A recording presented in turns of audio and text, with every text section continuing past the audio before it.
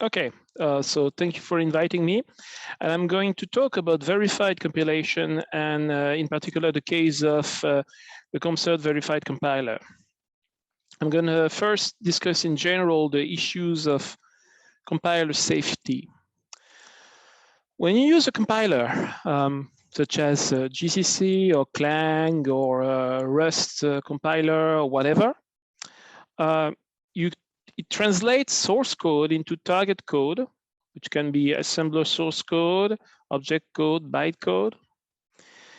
And it's very what is going on in between these two, in between the source code and the target code, this translation process is in general very complex, especially if you use a language with many high-level features, which have to be translated to the features of the low-level features of the processor, or if you use advanced optimizations in your compiler. And as a result, I mean, this process is done by software, and as a result, if it's complicated, necessarily you have bugs in general. So if you look at GCC's bug tracker, you will find tens of thousands of bugs. Not all of them are severe, but some of them result in some circumstances in the generation of incorrect code. In some milder circumstances, what happens, I mean, sometimes the documentation basically doesn't fit what is going on also. So bugs in compiler are nasty to deal with. I don't know if some of you have experienced bugs in compilers, but they are very difficult to detect when you write some program and it looks good, you compile it, you run it, and something is going on, it crashes or something is weird. And it's difficult to understand what's going on if the bug is due to a compiler. Because a compiler bug may disappear if optimization levels are changed. For instance, to ease debugging, you may lower the optimization level to get better debugging information, and it may make the bug disappear. If a different compiler is used, of course, and if also sometimes you make bugs disappear if just by adding debugging code to the program, like things like printf or things that log information. And the difficulty here is that your compiler bug is essentially indistinguishable from the point of view of the programmer who is trying to debug the code from reliance on undefined behavior in the program. So if you're in a language such as C, in the definition of the C programming language, you have many things that are classified as undefined behavior. And sometimes programmers write things that rely on undefined behavior, and that and in this case the compiled program may do just anything, and this is essentially so this is a bug from the programmer, but it's very difficult to distinguish these kinds of bugs from bugs introduced by the compiler.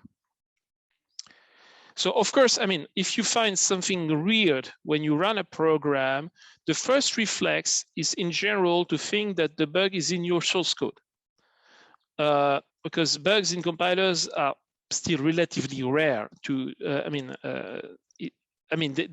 frequent, there are tens of thousands in GCC, but they are problems in code that you execute are rarely due to bugs in compilers.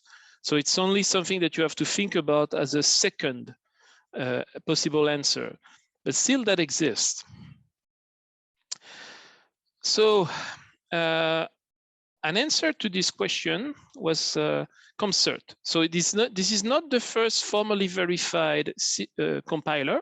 I mean, there have been academic research compilers done previously that were formally verified, but it's the first one that has some kind of industrial strength. This is a project that is led by Xavier Leroy. He was formerly a senior scientist at INRIA, now he's a professor at Collège de France. It's available both as a research prototype, so for non-commercial use, from just download it and compile it from GitHub.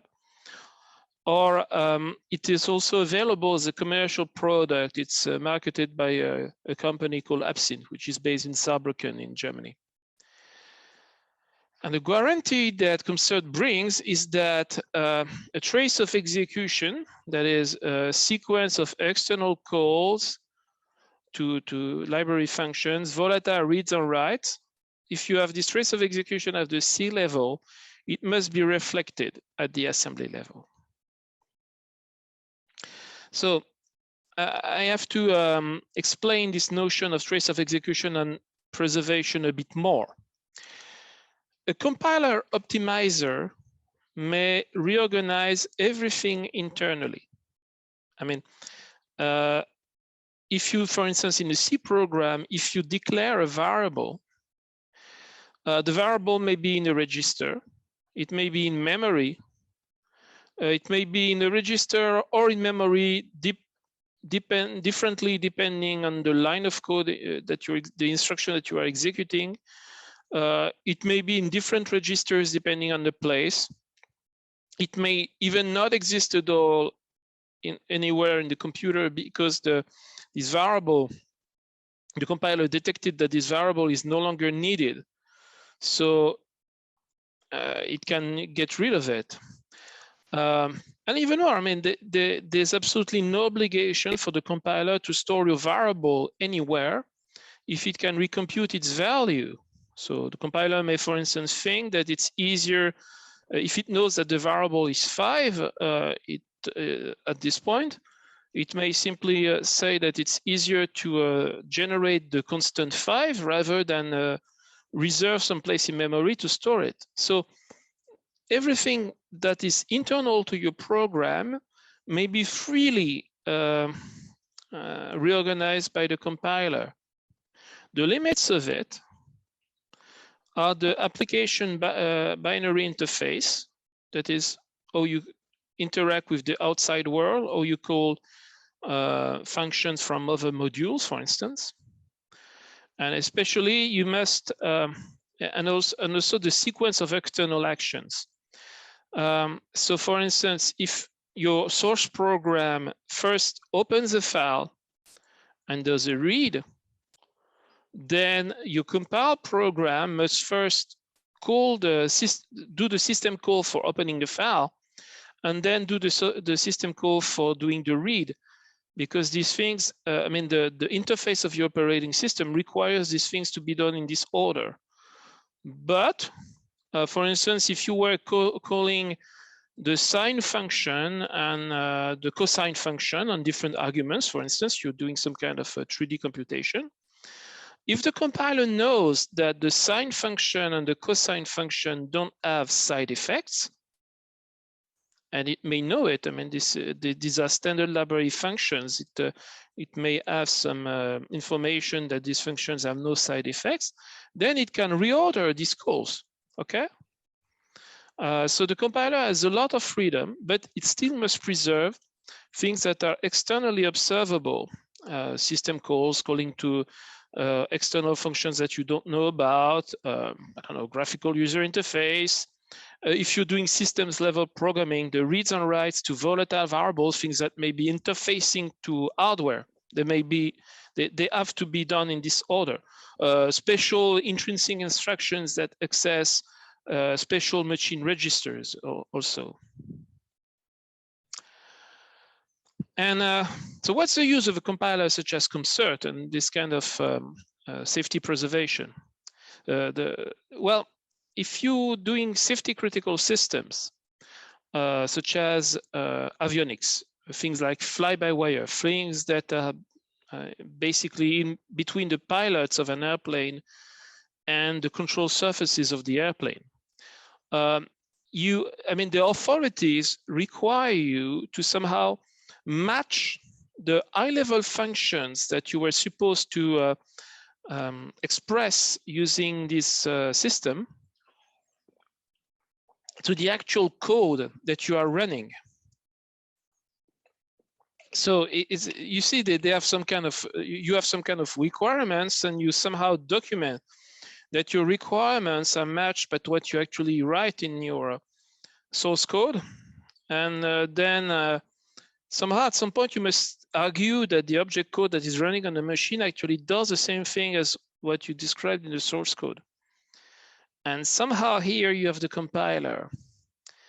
And one method to give assurance to the authorities was to disable all or most optimizations in the compiler and do some kind of manual inspection of the code.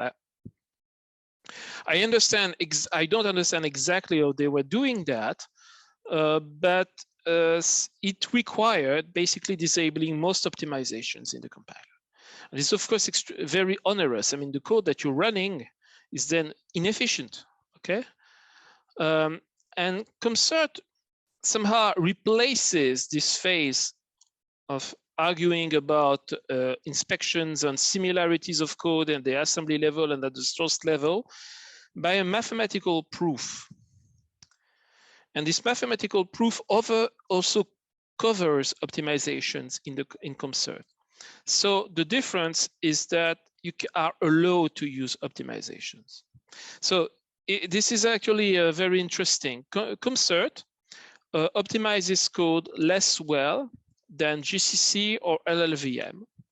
But in some industrial contexts, you would not be allowed to run GCC or LLVM with optimization.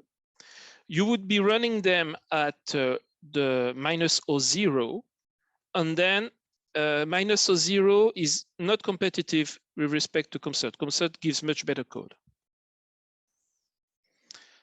So how is this mathematical proof achieved? Each intermediate language in CompCert, so a compiler is typically divided into several phases, and the phases see the program written in some kind of intermediate language. And each intermediate language comes with a semantics written in, described mathematically inside the CoC proof assistant. So CoC is a tool that enables you to do mathematical proofs about programs or even in general mathematical theorems. You may be doing pure math with it if you want. And here you describe basically the semantics is the meaning of the instructions in the code. So for each intermediate representation and each instruction in the this intermediate representation, you must give its meaning. And for instance, if you're at the level of C, you have a kind of notion of environment of variables. So you have a notion of local variable, a notion of global variable, notions of scoping. So at some point you must define what the plus sign means. So you do some kind of case analysis on the type of the arguments. And you say that the plus, if you have two integer arguments, then it returns an integer. You must define everything. And then you in CompCert, you have all the transformation and optimization phases that are themselves written in the CoC language. CoC, you can write programs with it if you want.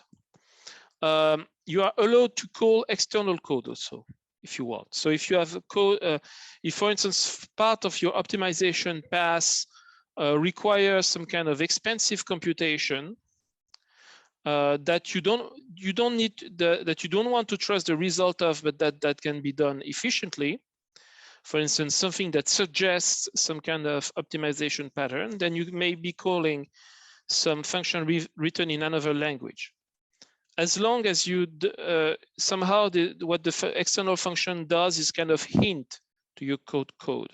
You don't trust what it returns, but it gives you some important information. And then what you need to prove is that each optimization phase simulate, the result of the optimization phase simulates what was given into the optimization phase. So just to show you a kind of map of the intermediate languages in CoC and the various phases. So you see, you go from C, and then you handle certain part of C, then some other part of C, then you start allocating variables and select instructions, Then you go to a control flow graph, you do most of the optimization phases are here. Then you allocate the register, then you do yet another phase with respect to branches. Then you lay out the instructions serially in memory. Then you finish laying out the stack frames, and then you print out assembly code at the end. And so in our work, in our lab, we added some optimizations to CompCert, and then you see we added even more languages and transformations. And each of these arrows, basically, you must show that the result of the transformation simulates what was written before. So you see, by composition of all the theorems, you end up with the statement the assembly code simulates the C source code. So what is a simulation proof? The simplest case is lockstep. It means that one step of the original program before the transformation is simulated by a matching step of the program after the transformation. So an example of it would be, for instance, dead code elimination, removing instructions that compute things that go into variables that are no longer needed. The argument here would be that your variables before and after, they match. If they match on the live variables, the variables that will be needed later, and you don't care about the values on the non-live variables, and then you do the same instructions on both sides, except that some of the instructions have been replaced by no operation. And then you have your simulation. Of course, the difficulty is to write exactly what it means to match, because you are allowed to change the layout of the variables, to replace variables by other things, create new variables. So you must describe what it means to match for the states of the program before and after. And then, of course, you must prove the theorem that says that your path does actually this lockstep simulation. More complex simulations allow you to replace sequences of steps in the source program by sequences of steps in the target program. So for instance, when you inline a function, you somehow are replacing a step that creates, starts performing the function call. You replace it by some steps that move variables around, and then you start executing the copy of the inline function, and you replace the return of the inline function by a jump. So the simulation argument for inlining is more complex than for just eliminating instructions.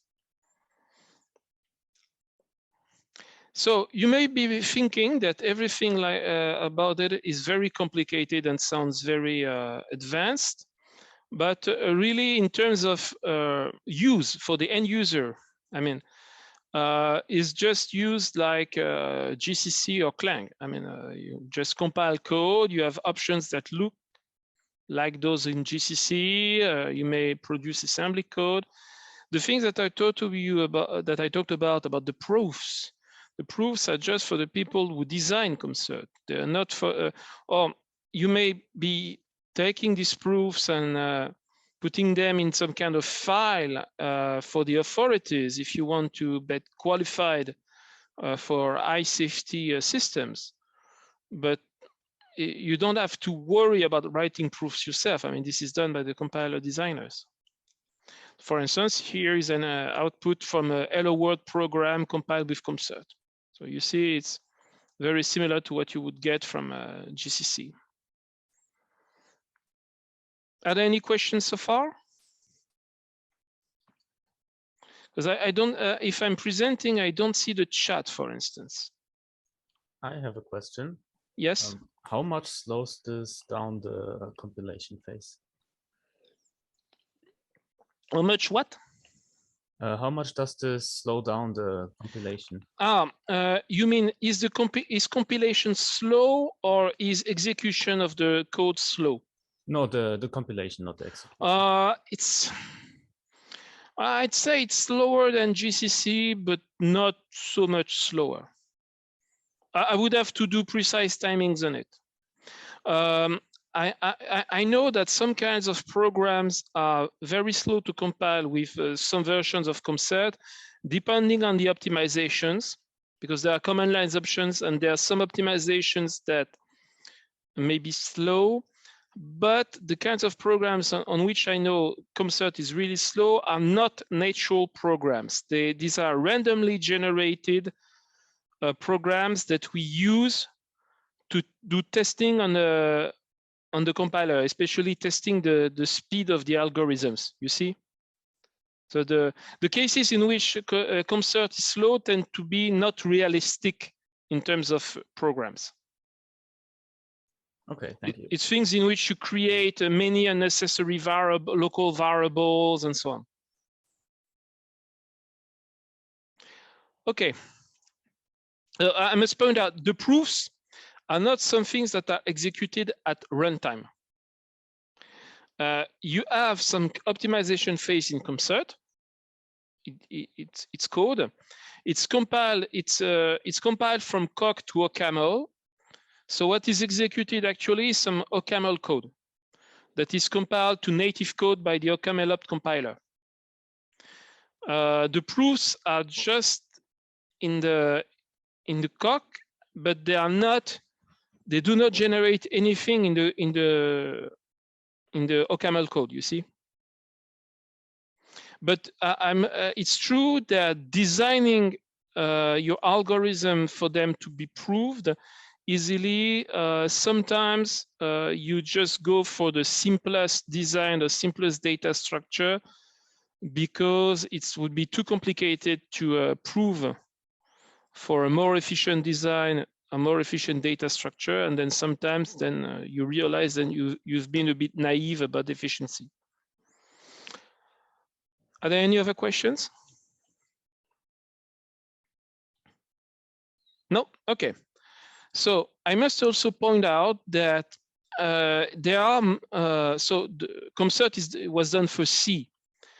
But when you're dealing, why was it done for C? When you're dealing with safety critical systems, often part of the design of the system is written in a high-level language, a kind of domain-specific language. So for instance, people that do things like avionics and other kinds of automation, they like to write block diagrams of functionality, like you have a stream of data from a sensor and it goes through a filter and which goes to another filter, and a bit like electrical diagrams. And there are things, if you know Symbolic, for instance, or the SCADE suite of, so this is known as synchronous data flow programming. And these things generally, these kind of languages are generally compiled to C by the high-level language compiler, and then you compile the C to target code. So so this is one way to use CompCert. I mean, you do your SCADE code, you export to C, you link it with handwritten C code, and then you compile it. But here, this approach suffers some two difficulty. First, you may have, if you can have bugs in the C compiler, you may have bugs as well in the compiler for the high-level language, the code generator. And second thing, it's more subtle. You may have some kind of semantic mismatches between the high-level compiler and the C compiler.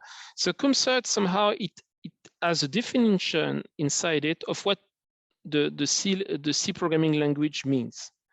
As I mentioned, that each intermediate language has a definition, and of course the first language, which is basically C, has a mathematical definition inside CompCert. And this mathematical definition may be different from the one that was in the head of the designers of the high-level language compiler.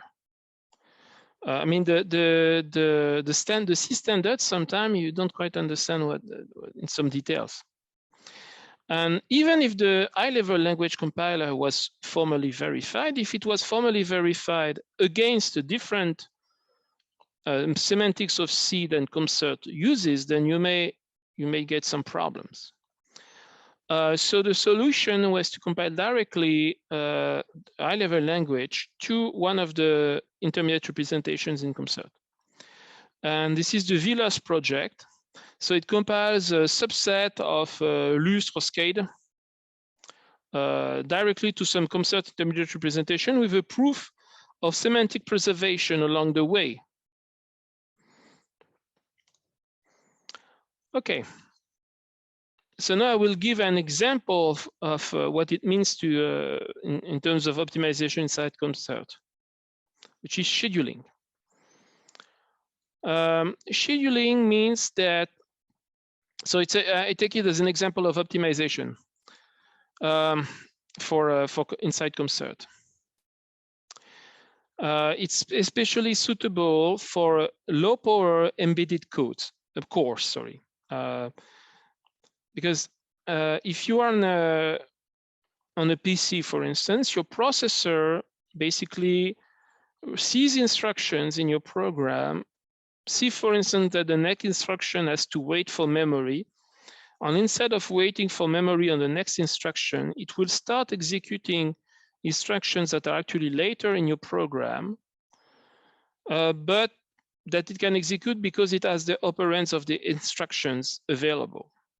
So this is known as out of order execution. So out of order execution is really good, but it really makes your processor more complex and makes your processor consume more energy. So more complex is bad if you want to go to qualification, certification. So for instance, I had a laptop that had, the processor was from Intel and it had a bug in which in certain circumstances, there was some, it was doing nonsense basically due to this kind of very advanced reorganization of instruction inside the processor. Sometimes it was doing nonsense. It was documented later by Intel, who issued a microcode update. So you don't want to put this kind of stuff inside a safety critical system. And also it makes the processor consume more energy, which means dissipating more heat, which is bad for a certain kind of system. So in these things, they use in-order cores that do not reorder instructions. But this means that it is up to the processor to provide instructions in an efficient ordering. So let me give you an example, a kind of image from cooking. If you were cooking this menu, okay, so you have oysters as appetizer, then you have a veal blanquette as main dish, and then you have a millefeuille as a dessert. And you see these things are basically like function calls, okay? Your menu is calling 3 functions in sequence, and for in each dish, you have a sequence of function calls for the different phases for preparing this dish. And so this could be the naive way of writing it. That everybody who has done some cooking knows that this is not the right ordering in which to execute the instructions. And in this menu, for instance, you have the puff pastry here. And the puff pastry is something that takes a long time to get prepared. Not because you need lots of time for the cook, but you have to do something that doesn't take much time. Then you have to wait half an hour, and you do the thing. You wait half an hour. So overall, you have to do it in advance. And so anybody who is used to that would say, I'm going to start doing the puff pastry. The first phase of the first pastry will be the first thing that I will be doing. Then I will start preparing some of the other things. And when I need to fold the puff pastry, I will stop what I'm doing, take a couple minutes to fold the puff pastry, then go back to what I'm doing. So this is scheduling, and the compilers do these kind of transformations. And except that the official releases of CompCert, they produce instructions roughly in the source ordering. There is no scheduling in it. So this is not good if you have a low power in-order core. And our solution was verified scheduling. So another view, we partition each function in the source code into superblocks. Well, actually, we don't work in the source code. We work on some later intermediate representation. So each function in the program is partitioned into superblocks. Superblock is a part of a program with one entry point, possibly several exit points, and no cycle. We may do some kind of reorganizations in the code, such as tail duplication. So sometimes you increase performance by duplicating some small parts of code. So for instance, if you have an if then else, in which the if branch and the then branch are a bit long, and then you have a small bit of code just afterwards, and then it goes somewhere, it may be better to leave the small block of code into both branches, because then you can reorganize the code inside the branches. So and then we schedule the superblock, and then we witness through symbolic execution that the original scheduled superblock have equivalent semantics. And you see that partitioning each function into superblocks, okay, it's a kind of arbitrary choice. There may be some choices that are better than others, but somehow for correctness of the transformation, you don't have to justify that your partitioning is better. Just have to justify that it's a correct partitioning. You don't have to you don't have to just, for things that are done for better performance, you don't have to formally prove them. What you need to prove is things about correctness. So that all of this we do before register. Sorry? Okay, I thought there was a question. So we do that before register allocation and some intermediate representation. And then also on some processors, we redo another scheduling phase after register allocation and after many things have been decided, because register allocation may add some spilling code, okay, or things that deal with function calls, they may add some spilling code, things that store and load variables into memory, and it may be interesting to somehow interleave instructions better around the spilling code. So we redo, and it increases performance even a bit more if you do that. So the best is to do both, okay? Both before and after. What does it mean that we check that the semantics are the same for the original superblock and the transform superblock? We check that you have the same ordering of the exit branches in the original and scheduled superblock. And we check that all live registers and memory have the same value at the same exit point, but we allowed to differ in the non-live registers. Because non-live registers, the value does not matter, so you can do anything that you want. And we check that the list of instructions, of operations that may fail and crash the program, such as division by 0, is the same or is smaller in the transform program for the same exit point. And these things are checked by symbolic executions, which means that we consider that two registers are equal if they are computed by exactly the same symbolic expression. So I give an example, something very concrete. So this is a block here, a super block, small one. So we take A and B, compute and put in the register R1. Then we compute the difference A minus B and put it in R3, and we compute R2 is equal to R1 plus some C. And if A is greater than 0, we jump to exit 1. Otherwise, we go on to the next instruction. And we know that R1 and R4 are both dead at exit 1 and also at the final parts here, in the next instruction. So the final value of R1 and R4 do not matter. And the compiler may reorganize the code. I don't know why, but maybe it thinks it's a good idea to reorganize it by R3 is equal to A minus B, R4 is equal to A times B, and R2 is equal to A4 plus C. And you see here that these two blocks are equivalent because the final value of R2 is A times B plus C. Final value of R3 is A minus B in both cases. So you see these things are symbolic expressions that we obtain by running the code symbolically. And we check that they are identical. So somehow the values of the intermediate variables R1 and R4 do not matter. Also, we may do some moving instructions across branches. So a bit more complex code here. And we may want to translate it to the code on the right. And we know that R5 is dead on exit 1. So here there's some kind of subtlety. We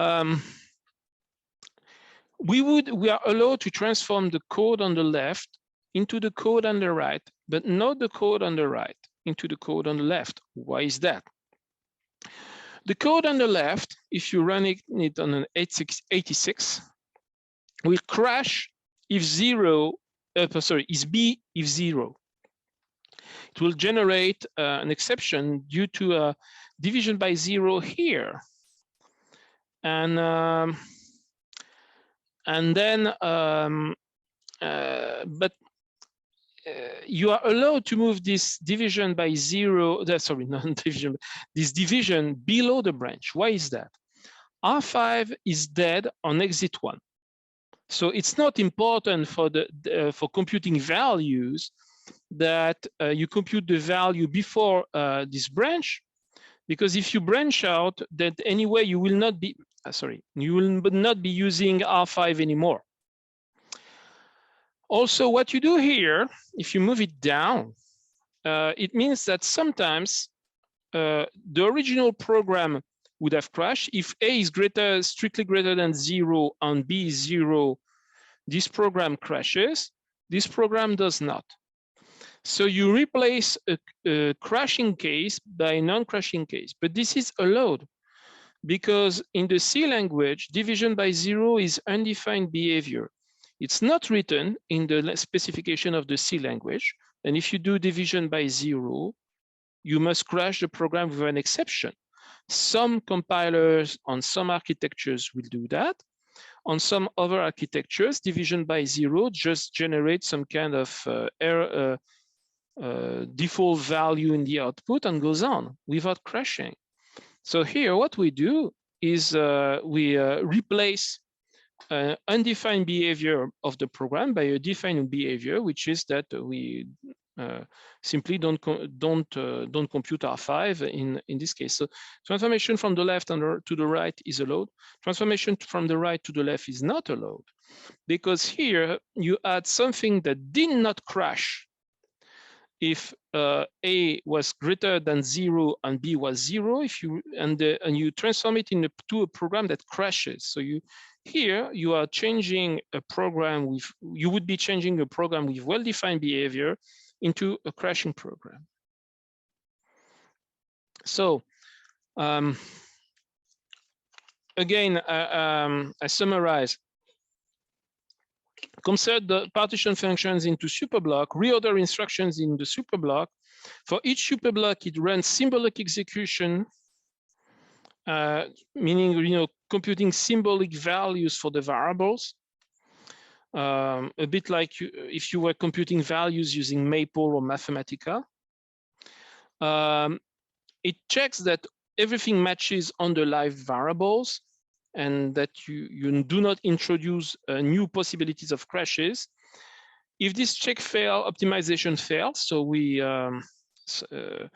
check that. I mean, this is why we run some tests on CompCert, because we don't prove that the optimization cannot fail. We prove that if it succeeds, then the optimization is correct. To argue that the optimization does not fail, we have a test suite. We run many examples, and we see that CompCert never says, oh, I did scheduling wrong. And the simulation proof is basically a number of steps of execution that basically executing the whole superblock on the source program is matched by executing the whole superblock on the target program. So it's pretty complex simulation proof. What do we need to do that? We need, for better performance, we need information for instructions. We need the latency, that is the number of clock cycles between consuming operands and producing the value. More generally, a timetable which each operand is consumed after the instruction is issued and when it produces output values. And also the resource consumptions, because if you're in a processor with multiple execution units, so you may be, for instance, be allowed to do a load and a multiplication at the same time, but you're not allowed to do 2 multiplications at the same time. So we must know about these kind of things. And so one problem, and this was a bit surprising, is that this information is really hard to obtain. It's often not in the public documentation of processors. And even if you're looking at RISC-V open cores, it's maybe very difficult to get this information from the documentation. You may, people tell you just have to read the source code of the description of the core. But I mean, we are not hardware designers. So there's a problem of documentation here. For ARM core, in general, you need to be some kind of ARM licensee to get this information. So basically, your best choice, if you don't have access to the documentation, is to do like GCC and LLVM do. And you see the performance gain. And you see that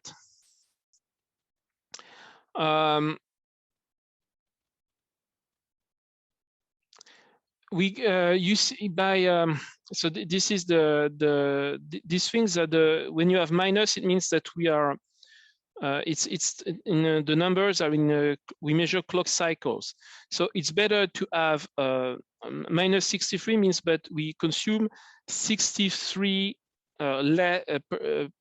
less clock cycles than the version that we're comparing to. So this was done on a number of benchmarks. And you see that for many processors, by running this kind of scheduling, we reduce quite considerably, on some examples, the number of clock cycles that we need. On average, I mean, this may be more modest. And sometimes we increase the number of clock cycles. So this is compared basically to the official release of CompCert. This is compared to GCC -02. So you see that sometimes CompCert generates pretty bad code. It generates pretty bad code. The thing is, CompCert is not designed for CISC processors such as x86. So this explains the relatively bad performance, I think, on the Xeon. And the RISC-V backend is less mature than the other ones. And also, RISC-V is very reduced, and it's, for instance, important if you're on RISC-V to do strength reduction. And CompCert doesn't have straight reduction at the moment. We are working on it, but it's not yet ready. But you see that sometimes, I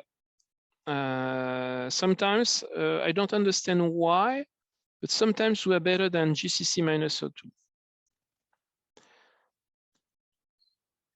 Okay, so in order to do these things, we reduce the proof workload by splitting most of the optimizations into an untrusted program transformation and a verifier. And the verifier is proved to answer yes only if the semantics is preserved.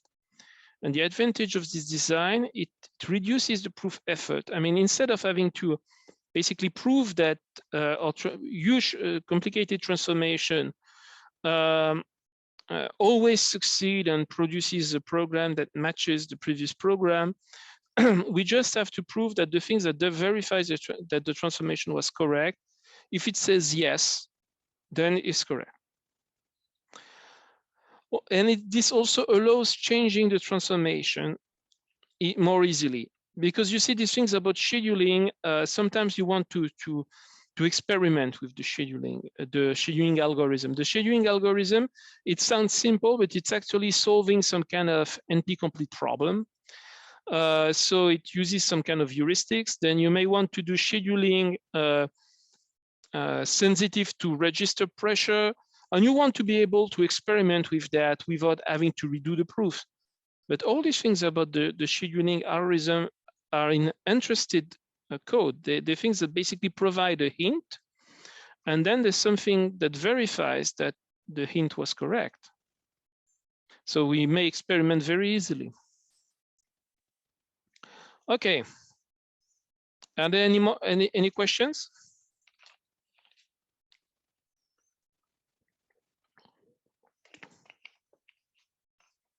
No? Oh, just a remark. You may say, okay, but this is in general bad with respect to GCC-02. Your code is 10% slower, or it's 20% slower, depending on the platform. Okay, don't take these benchmarks too seriously. I mean, the selection of benchmarks is not necessarily significant, but you must be reminded that this is for the use cases of CompCert. Sometimes people were comparing to basically GCC-0.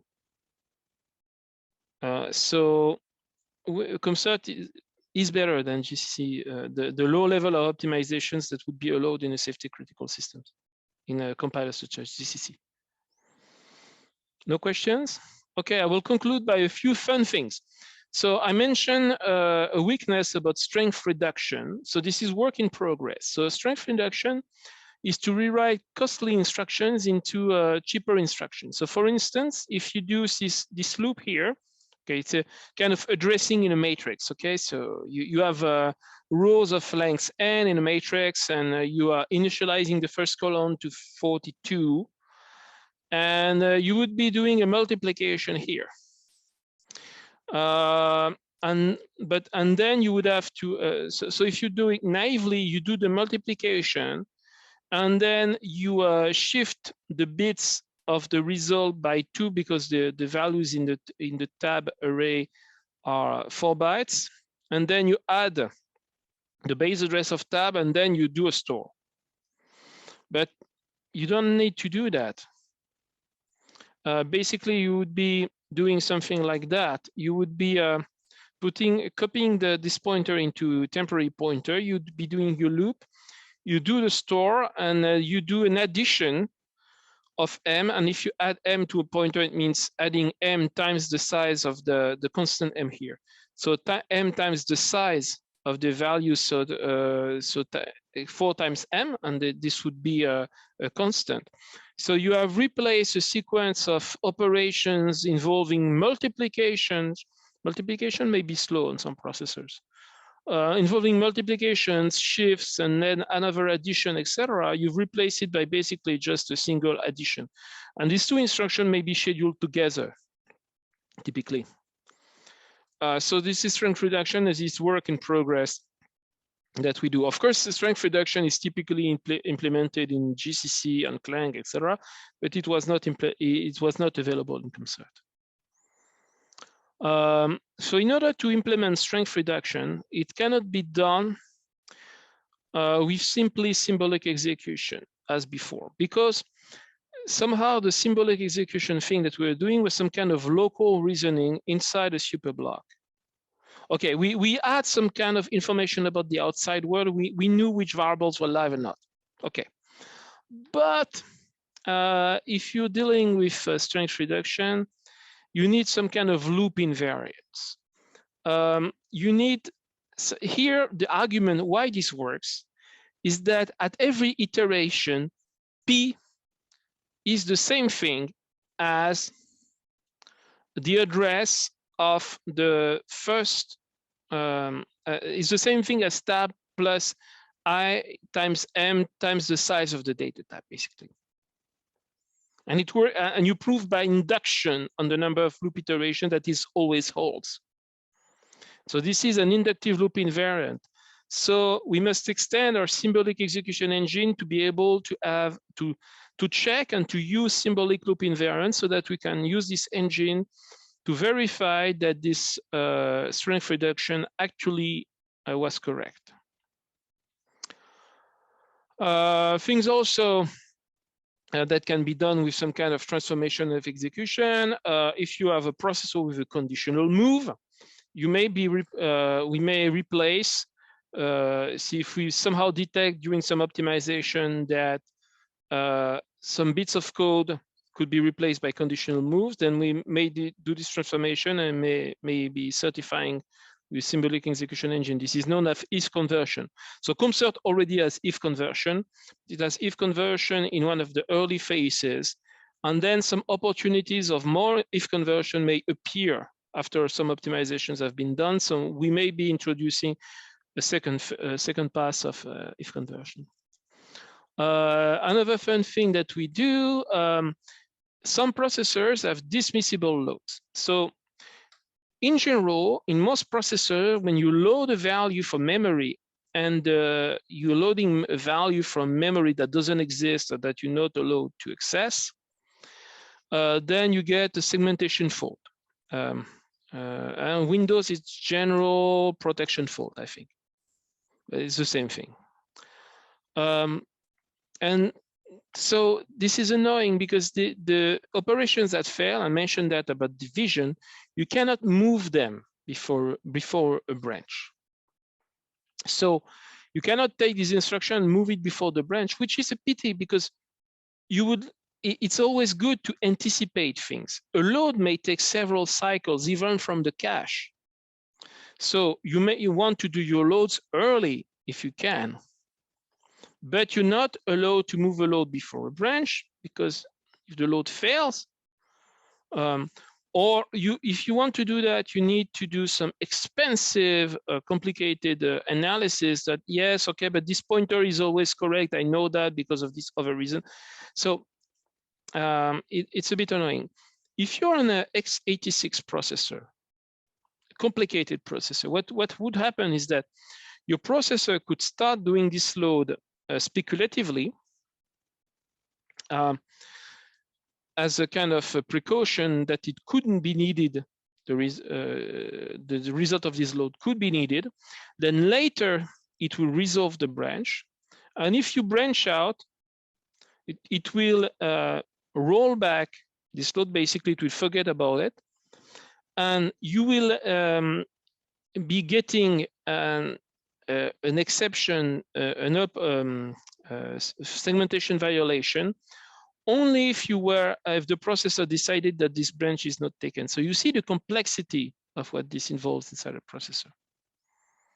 You need to be, what they do is speculatively execute things that can crash, and then they're able to retract if you don't take this branch.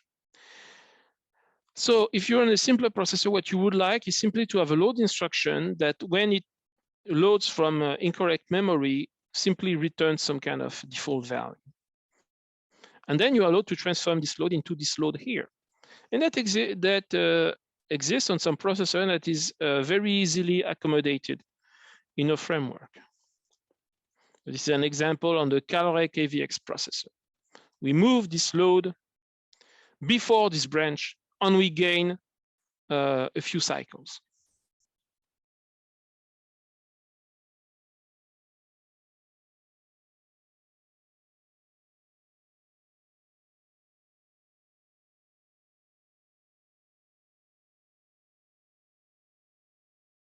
CompCert, with especially low-level things. If you experience poor performance of CompCert in your use case,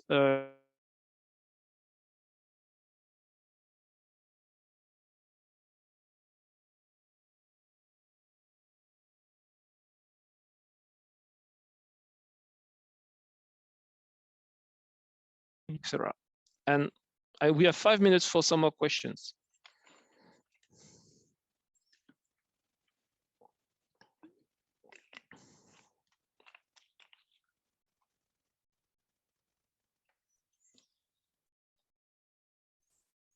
No questions?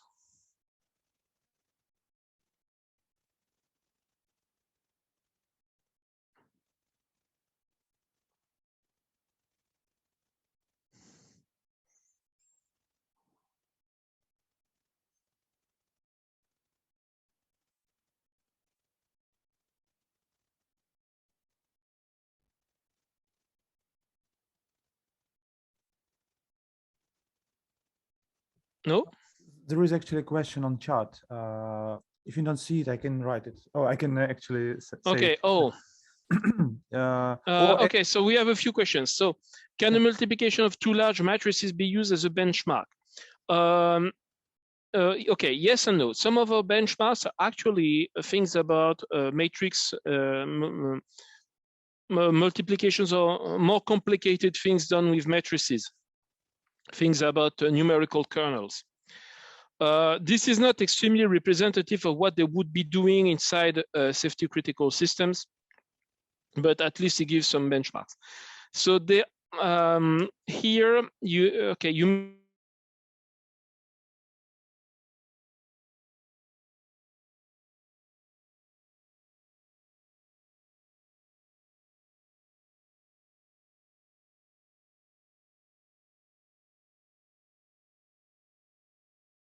is available in some processors that do, David, for instance, yes. I think you like disappeared for last 10 seconds due to internet connection problems. Could you repeat, please? Okay. So you have to be careful with this kind of benchmarks. So we use benchmarks that involve scientific computations. They are not very significant with respect to code for safety critical systems, but we use them. The thing is, you have to be careful because if you compare to compilers such as GCC or even more precisely, if you compare it to Intel's compilers, if you want to be really efficient for optimizing a matrix multiplication, you will be reordering floating point instruction with respect to associativity, okay? In the past, I don't know if it's still current, Intel's compiler would do that, but this is not allowed by the C standard, okay? So you have to be careful in not to compare apples and oranges, okay? You must compare compilers in the if one compiler cannot reorder with respect to associativity because actually the C standard does not allow that, you must not compare it to a compiler who does. And the second thing is that compilers that generate high performance code on matrix multiplication may be using vector instructions, and we don't, which are instructions available in some processors that do several floating point operations in parallel, and we don't handle this at the moment. There's also there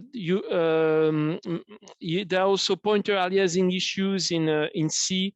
We don't do things that if you want to get high performance in C on things like matrix multiplication, you need to do basically function versioning with respect to pointer aliasing, and we don't do that at the moment as well. I think if you want to get a very high performance on matrix multiplication, you should not be compiling from a low-level language like C because you have lots of problems with pointers. You should be compiling from a high-level language in which you write your numerical computations and you don't have pointer aliasing issues. Then you would be doing high-level optimizations at that level on this high-level language, and then you would transform to some low-level language, maybe CompCert's intermediate representation. So we're contacted by people who wanted to optimize, for instance, tensor to do verified compilation of tensor programs for artificial intelligence, but this is not started. Okay, it's a project. And okay, the last conclusions that I should repeat. Basically, many things need to be done in cooperation between hardware designers, compiler writers, and designers of low-level features in operating systems. These are three different communities. People don't really talk to each other. And it's very, sometimes we would have some feedback to give to hardware designers. We would say, okay, we would say, for instance, a conditional move is a good idea for safety critical systems because it allows writing code that executes in constant time, and it's better for the qualification process. But the hardware designers, for instance, do not do that, and they say, okay, but conditional move is not really needed. And it's important to be able to talk about these kind of things.